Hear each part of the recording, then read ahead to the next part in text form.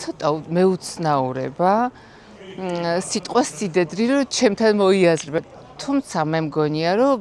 იმდენად კარგი და თბილი ბიჭია ჩემი სიძე, როგორც ვიცნობ ჯერჯერობით, რომ აი ეს მითი რო არის სიდედრის, ხო იცი, რაღაცა სიძე სიდედრის ჯახის მე მგონი რომ არ გვემუქრება. ენის ბარიერი ძალიან მაქვს, იმიტომ რომ ეს ბიჭი არის კანადელი და ცოტა სხვანაირი ინგლისურით ლაპარაკობს და მაქვს ენის ბარიერი, თან რომ მინდა რომ აი ცოტა იუმორი ჩავაქსოვო ხოლმე რაღაც ისე უთხრა რაღაც არ გამომდის და ამიტომ ჩემშუს უთხარი რომ მოდი ვითომ საერთოდ არ ვიცი ინგლისური და შენ გადაუთარგმნე თქო და თარჯიმანი არის მარიკო ჩვენ შორის. პირველად რომ გავიგე მარიკოს ურთიერთობის შესახებ ჩამერთო რაღაცა ეგოისტური ვიფიქრე ვინ არის რა არის უნდა დავაკვირდე ну მოკეთ ყველაფერი ვიფიქრე მაგრამ მარიკო იმდენად იცი როგორია ძალიან ჭკვიანია და თავისი საზღვრები აქვს ესე ვერ გაუბედავდი რომ ეთქვა რომ თქვათ ესე ვფიქრობ და ვღელავ არა და მარიკო მითხრა რომ დედა ეს ბიჭი ჩამოვა და გაგაცნობ შაშან იყო ჩამოსული პირველად და რო გავიცანი ძალიან მომეწონა. გახვედრა მოხდა ჩემს მშობლებთან პირველად სოლოლაკში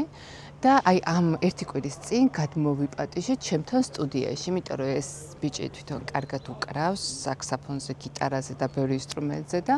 მკითხე მარიკოს რომ ხო არ აინტერესებს, თქო და თან მეც მინდოდა რომ ცოტა წარმომეჩინე ჩემი დავი და ავათვალიერებინე ჩემი სტუდია,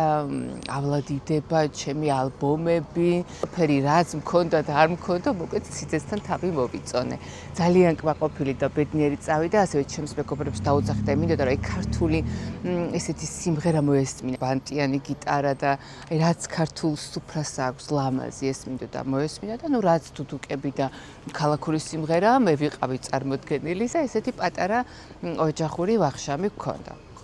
ერთად არიან 4 წელია უკვე, შაშან იყო ჩამოსული და წელს ჩამოვიდა. და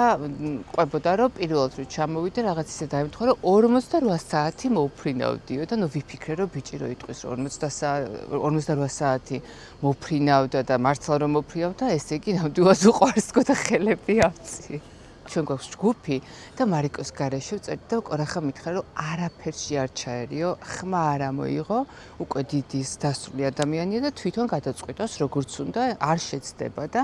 ეხლა ვთქვათ რაღაც კითხვები რომ მაქვს ხოლმე, ყორახა ესე რომ ხმა არ ამოიღო, მოკეთ ძალიან დამთმობი და ლოიალური მამაა, თუმცა